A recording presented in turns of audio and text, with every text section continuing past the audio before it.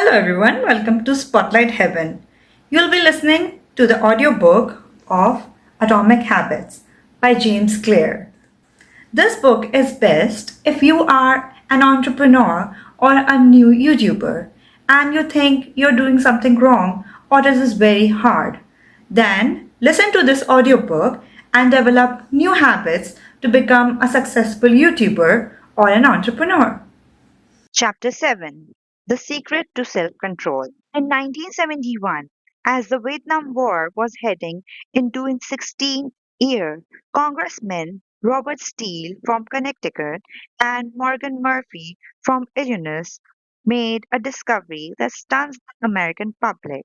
While visiting the troops, they had learned that over 15% of US soldiers stationed there were heroin addicts. Follow-up research revealed that 35% of service members in Vietnam had tried heroin. As many as 25% were addicts. The problem was even worse than they had initially thought. The discovery led to the flurry of activity in Washington, including the creation of the Special Action Office of Drug Abuse Prevention under President Nixon to promote prevention and rehabilitation and to track addicted service members when they returned home. Lee Robbins was one of the researchers in charge in a finding that completely ended the accepted beliefs about addictions. Robbins found that when soldiers who had been heroin users returned home, only 5% of them becomes re-addicted within a year, and just 12% relapse within 3 years. In other words, approximately 9 out of 10 soldiers who used heroin in Vietnam eliminated their addiction nearly overnight. This finding contradicted the prevailing view of the time, which considered heroin addiction to be a permanent and irreversible condition. Instead, Robbins revealed that addictions could spontaneously dissolve if there was a radical change in the environment. In Vietnam, soldiers spent all day surrounded by cues triggering heroin use. It was easy to access. They were engulfed by the constant stress of war. They built friendship with fellow soldiers who were also heroin users, and they were thousands of miles from home. Once a soldier returned to the United States, though he found himself in an environment devoid of all those triggers, the context changed, so did the habit. Compare the situation to that of a typical drug user. Someone become addicted at home or with friends, goes to a clinic to get clean, which is devoid of all the environmental stimuli that prompts their habit, then return to their old neighborhood with all of their previous cues that caused them to get addicted in the first place. It is no wonder that usually you see numbers that are the exact opposite of those in Vietnam study. Typically, 90% of heroin users become re-addicted once they return home from rehab. In Vietnam, studies ran counter to many of our cultural beliefs about bad habits because it challenged the conventional association of unhealthy behavior as a moral weakness. If you're overweight, a smoker, or an addict, you have been told your entire life that it is because you lack self control. Maybe even that you are a bad person. The idea that a little habit of discipline would solve all of our problems is deeply embedded in our culture. Recent research, however, shows something different. When scientists analyze people who appear to have tremendous self control, it turns out those individuals aren't all that different from those who are struggling. Instead, disciplined people are better at structuring their lives in a way that does not require heroic willpower and self control. In other words, they spend less time in tempting situations. The people with the best self controls are typically the ones who need to use it the least. It's easier to practice self restraint when you don't have to use it very often. So, yes, perseverance, grit, and willpower are essential to success.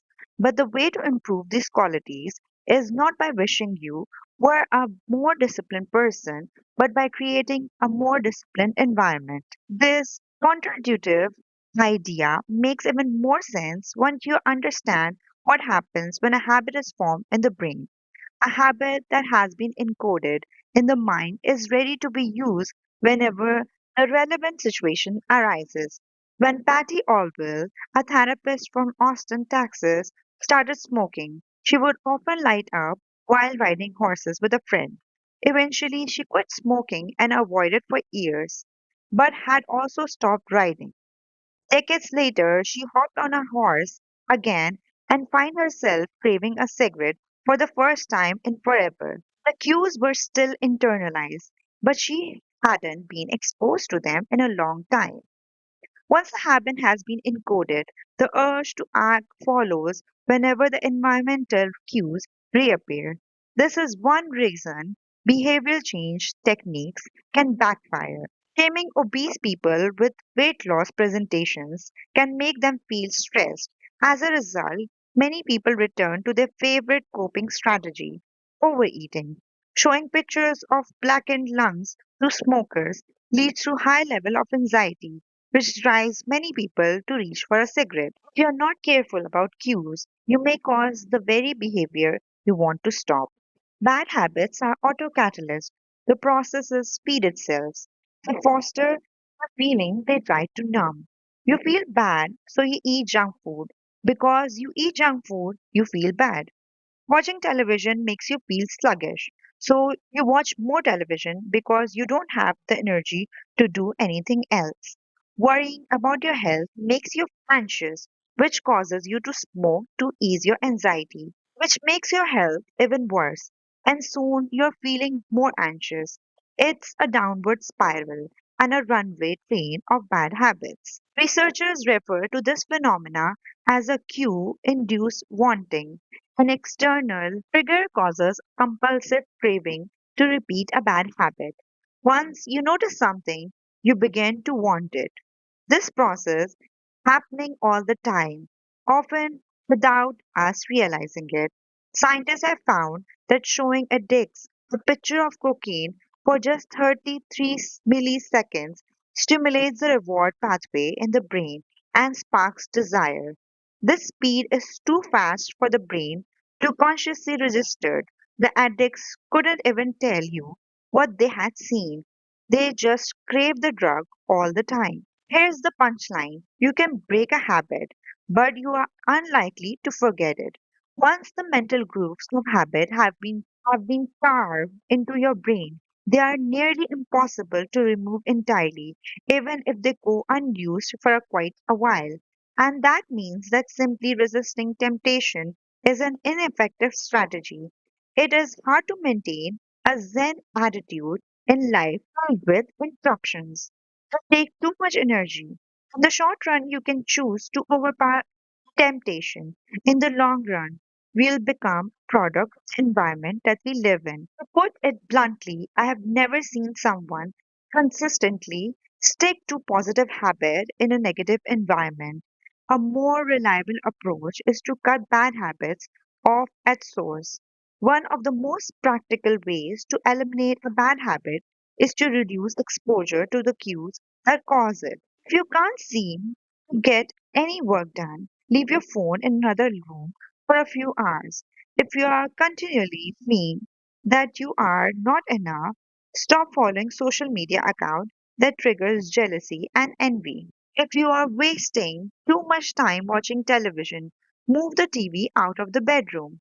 If you are spending too much money on electronics, quit reading reviews of the latest tech gear. If you are playing too many video games, unplug the console and put it in a closet after each use. This practice is an invasion of the first law of behavioral change. Rather than make it obvious, you can make it invisible. I am often surprised by how effective simple change like these can be. Remove a single cue and the entire habit often fades away. Self control is a short term strategy, not a long term one. You may be able to resist temptation once or twice, but it's unlikely you can muster the willpower to override your desire every time. Instead of summoning a new dose of willpower whenever you want to do the right thing, Your energy would be better spent optimizing your environment. This is the secret of self control. Make the cues of your good habits obvious and the cues of your bad habits invisible. Chapter summary. The inversion of the first law of behavioral change is make it invisible. Once a habit is formed, it is unlikely to be forgotten. People with high self-control tends to spend less time in tempting situations. It's easier to avoid temptation than resist it. One of the most practical way to eliminate a bad habit is to reduce exposure to the cue that causes it. Self-control is a short-term strategy, not a long-term one. Thank you for watching. Please like, share, and comment. And for the next chapter, please subscribe to Spotlight Heaven.